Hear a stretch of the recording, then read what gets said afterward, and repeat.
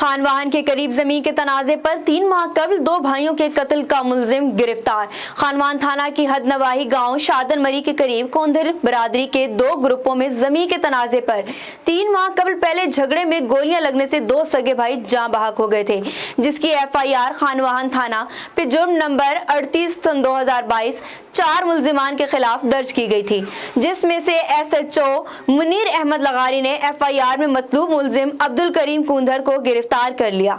SHO Munir Ahmad लगारी से राब्ता करने पर उन्होंने बताया कि मुझे खुफिया इतला मिली कि कत्ल के मुकदमा में मतलूब मुलजिम मौजूद है और मैंने कार्रवाई करके इसे गिरफ्तार कर लिया। मजीद तफ्तीश के लिए इसे खानवान पुलिस के हवाले कर दिया जाएगा।